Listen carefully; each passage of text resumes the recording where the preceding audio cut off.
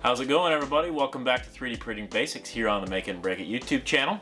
Behind me is our Creality CR-10. This is our brand new, primarily PLA focused 3D printer. On the last episode of 3D Printing Basics, you saw us setting this up and try our first test prints, and they went poorly. They went poorly for a while, not only just the amount of attempts I showed you on that video. And the reason they were going poorly is we were suffering from a bed adhesion problem. So what is bed adhesion and what is a bed adhesion problem? So bed adhesion, quite simply, is a lack of ability of your print to stick in its first couple layers. And usually that means the first layer or two will break away as the printer head is moving over it, and it'll just fall around underneath the printer, kind of like our first prints. Hopefully you're seeing a couple pictures or videos of it right here. What that results in is a lot of flat pucks like this. Oh, dropping some. So these are flat cat bases, or flat pucks attached to just wires, right?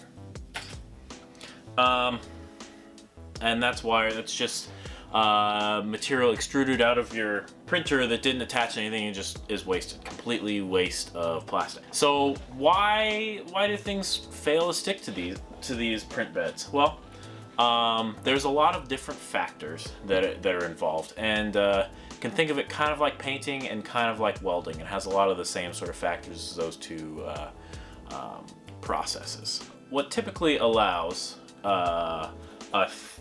plastic to stick to a print bed like this is a combination of factors. It's the heat of the plastic and the print bed, the speed at which you're putting down the material. Oftentimes the ambient temperature can be a problem, or the ambient temperature can affect your ability to stick your material to the plate, as well as the condition of your surface plate and your whole machine setup.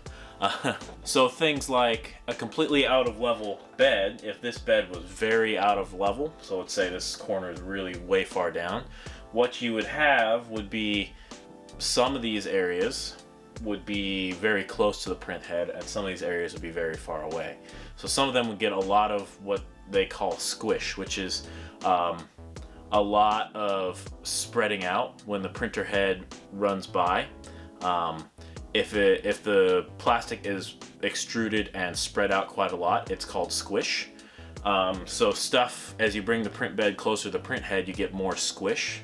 As you get it farther away, you get essentially no squish, or you might even get air printing if you're particularly unlevel, for example. And that air printing in this example essentially means that the material is hard, or starting on going away from its liquid form and back into its solid-ish plastic form well before it ever hits the print bed, and it won't really stick.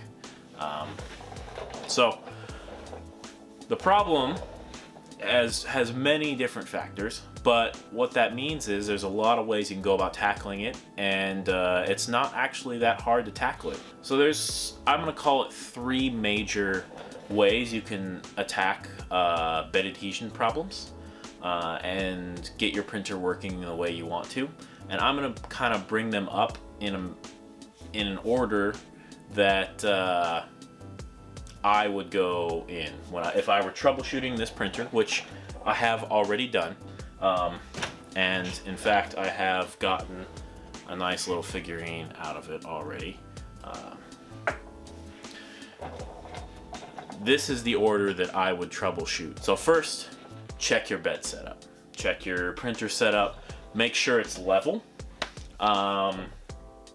in the area that you're printing, but also in the general area of the bed. Some tips to do this. You want to level in the printing condition. So that means you want to level when the hot end is hot.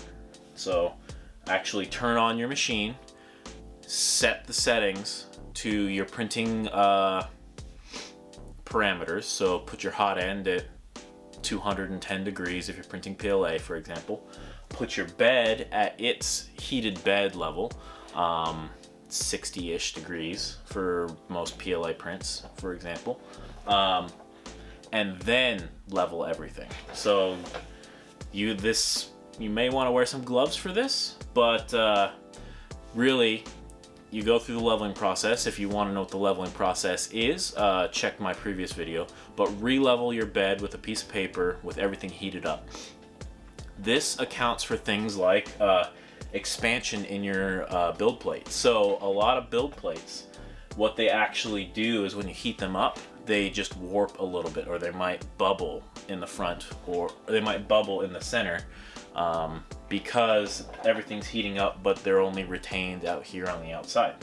So they might bubble or, deflate in the center, and that can mess with your zero in that center area. That's why you want to zero everything when you have it heated up.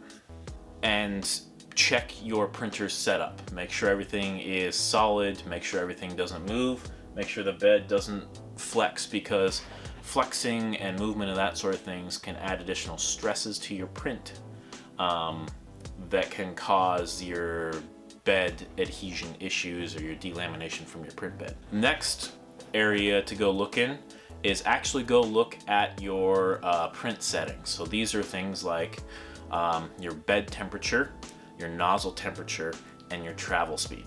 So one of the analogous things here, those of you gearheads who've done a lot of welding know that your heat input drastically changes your penetration, and weld penetration is roughly analogous to your bed adhesion here. So you want good penetration but not over penetrating the weld in this case. So in welding, they control that by travel speed, essentially how many inches per minute you move, which is roughly the same thing how this one is controlled. You control your penetration by the amperage, or the extrusion temperature, so your nozzle temperature. The hotter it is, the hotter the filament coming out, or the hotter the weld pedal is, if you're welding, right? And you control this with preheat, so you can actually increase your penetration, increase your weld quality with preheating the material. Think of your bed temperature here as your weld preheat in this case, so you can actually get much better welds with the right amount of preheat. In the same way, you can get much better bed adhesion with the right level of bed heat here. So typically, I'm gonna use these for example. So these first few things that we made on our test print, we're just using the standard no modification settings. So the file that comes on this printer is probably fine for a regular, we'll call it 25, 23 degrees C house or office setting. But in a colder garage, we're probably not optimal. And this is where we're getting to ambient temperature effect on this. So this thing prints off the machine at 185 degrees C for a nozzle temperature. Its bed temperature is 45 degrees C, and I didn't recall what its print speed is, but it's probably 30 or 40 millimeters per second. And what that actually got us was bed adhesion issues. I managed to get this one to print and stick just by adjusting those parameters. So if you're having bed adhesion issues, like I was, you can mess with your settings like I did. Typically, higher extrusion temperatures, so higher hot end temperatures, will result in better bed adhesion, because the plastic is warmer when it comes out of the nozzle, and therefore it retains its heat longer when it's on the build plate, so that it'll adhere better to the build plate. Higher bed temperatures will help. This is the other side of that adhering to the bed plate thing. or the build plate thing. So as hot plastic is applied to the build plate, if your build plate is hotter, that hot plastic will stay malleable and stay semi-fluid for longer, and that will allow it to stick better to the build plate. And that's pretty much what build plate temperature does. It helps you with the first few layers, and past that it is all extrusion temperature. So if you have different types of adhesion problems, you gotta look at different factors. Finally, and this is going back to our welding analogy, is travel speed. So how fast you're putting down your plastic can absolutely affect how well it goes down. And that's kind of the power of using computers and 3D printers, because if you adjust how fast essentially the print head moves is what travel speed is. And the printer and all the software that builds the 3D model for how it wants to build this piece for you, it calculates based on how fast your print head is moving, how much material has to move through the extruder in a certain amount of time. So if you're putting down 30 millimeters per second and you give it a certain volume of material, whatever volume of material, it has to put that much material through your extruder in that in that specific amount of time in order to get the volume the computer thinks it needs. If you slow it down, it actually will slow down the amount of material it goes through, because it doesn't have to put as much volume through that extruder. And what that does is it allows all of the plastic a longer time in the hot end, so it gets warmer, relatively speaking. So just because your hot end is 210 degrees C, the plastic is not necessarily 210 degrees C.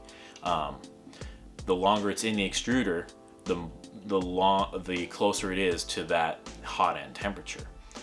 And so then the more fluid it will be coming out, the better it will adhere to the bed plate and everything else. The other reason to move slightly slower is it actually reduces some of the printing forces on the print. So it's not so much of a problem in something like this, except for the first few layers where some of the printing forces and the pulling forces of the print can actually affect things. But one of the things to consider, and it's not a huge force, is that when you're printing, you're essentially laying down a continuous string of plastic. I mean, that's what this is, a continuous string of plastic. It's material, and it just gets forced through a nozzle and it becomes a much smaller continuous string of plastic. Well, that continuous string of plastic still maintains internal forces. And what happens is when you apply that plastic on the top layer of your previous layer, it exerts forces on the print that's sitting on the bed. And if your bed adhesion is bad, or if your adhesion is iffy, let's say you're on the edge of being okay, and you're running slightly too fast, what can happen is those forces can impart themselves onto the part and cause the print to start skating around. It's less likely on a short, relatively wide print like this, but on tall, skinny prints especially, that can be a huge problem, where once you're 12 inches, 15 inches up, those forces have a lot of extra moment on them and can actually rip themselves free of the build plate. So when I was doing this, when I was trying to get this thing to print, I actually messed with all three of those parameters. So we talked earlier about the standard parameters. What I found that worked, and this is not necessarily optimized, but it got this thing to print, I upped the extrusion temperatures to 210 degrees C. I upped the bed temperature to 69 degrees C, which is on the upper end of what you'd want for PLA, typically. But PLA, obviously, with the extrusion temperature at 210, it's not like you're going to burn it or anything. And then I just touched the travel speed down, or I touched the actual speed down to 96%. So that's not a whole lot. That's a difference. Like if this thing's going 30 millimeters per second is the head travel speed while printing, then you know you're looking at like 29 millimeters per second, right? If you're going at 96%. So it's not a huge difference on travel speed, although as you can see, I definitely upped the temperatures quite a bit, but it worked out, and that's really what you need. Messing with these first two sections, your setup and your print parameters, should get you 95% of the way there. And really, most people printing won't need to do much more than that. However, there are other things you can do to increase adhesion of your first few layers of a print. And I've got some of those around here. I'm going to show them to you. First, you can change what you're printing on. So my CR-10 back here comes with a flat glass plate, 12 by 12 glass plate. That's what it prints on. That's what it's designed to print on. Some of the design is cost savings because these glass plates are actually pretty cheap.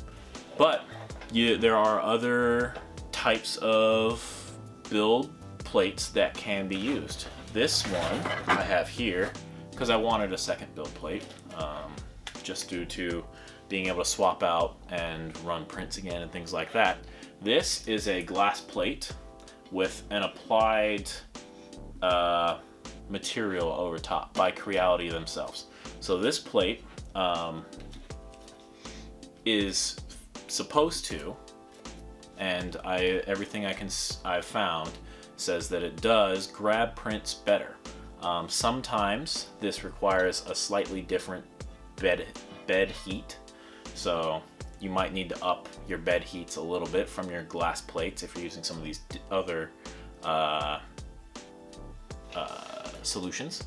But these do work pretty well. So there's a couple different types here. This one, I'm not entirely certain what Creality applies here. It's some sort of chemical.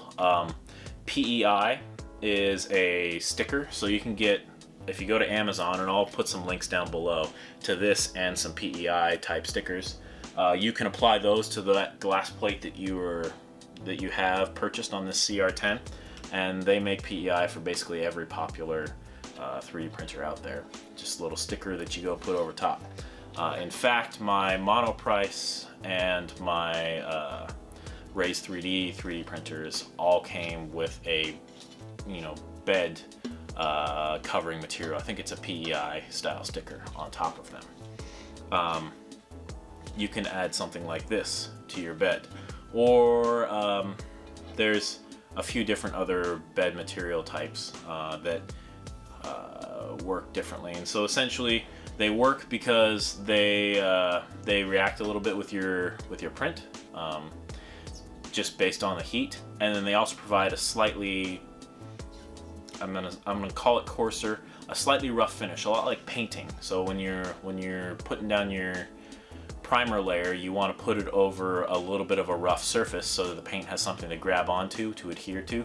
That's kind of the thought behind this style of adhesion. So you get a little bit of chemical adhesion, and then you get essentially some physical adhesion due to a rougher surface. Let's say you've done all of that, and the reason I suggest the bed materials next is because they're relatively permanent solutions. They're not solutions you have to check and reapply every so often, like this next category, which is what I'm calling bed prep solutions. So your printer bed prep solutions.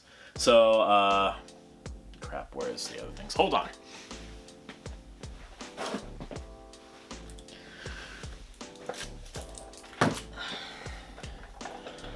So printer bed prep is essentially using consumable prep items or consumable adhesives or other things, putting them onto your printer bed to help prints stick to them.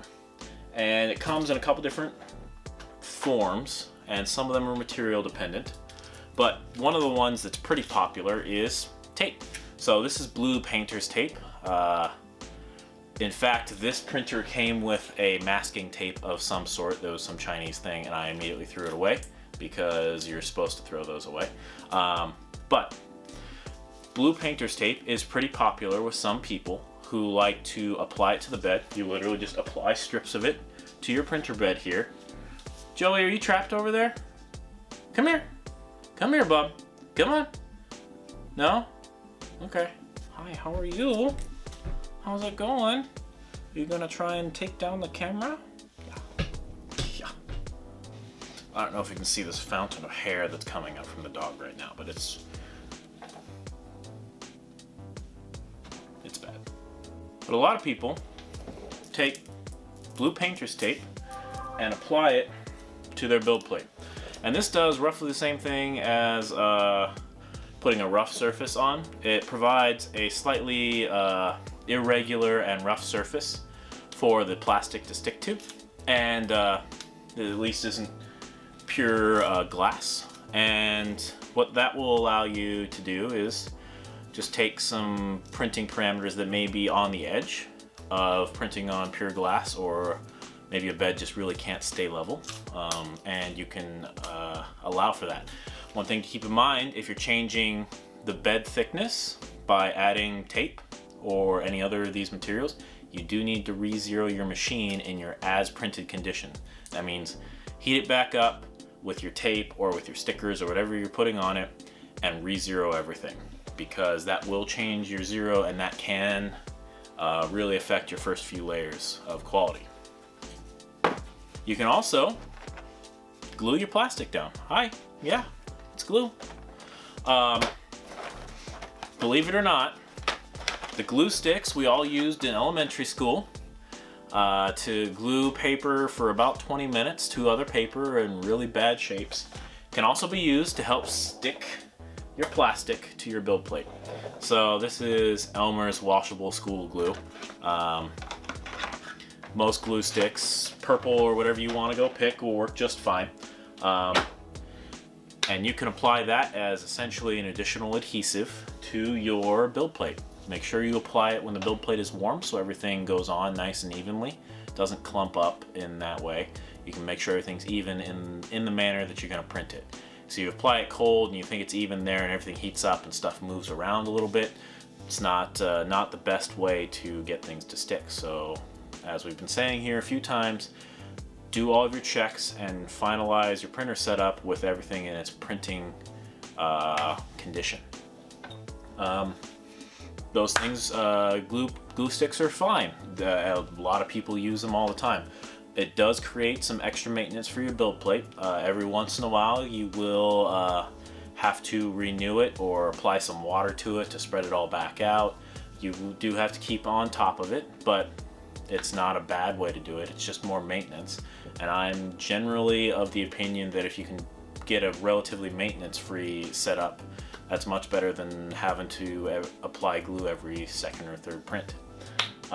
Finally, and I don't have an example for this, but you can apply, there are specific adhesives and slurries for certain materials. Just a bunch of stuff on the market. I'm not necessarily a proponent of that sort of thing. There's 3D printer adhesives and things like that.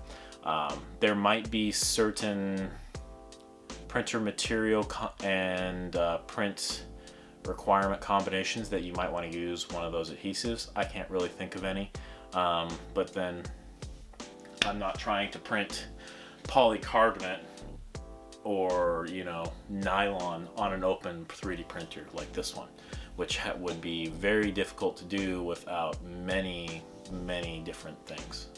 That's why I have my Raise 3D one in there. But even printing like ABS. ABS is a pretty standard home use plastic, and it can be hard to adhere to a print bed. And one of the solutions is to create an ABS slurry, which is essentially ABS and I forget what it's called, that slightly dissolves ABS. Create like 50% ABS slurry and apply that to your print bed. And it actually is like an extra mini layer of ABS on your print bed that your printed ABS can stick to. So that's the thought behind a lot of those. Again, creates a lot of maintenance. Some of them are not very nice to work with.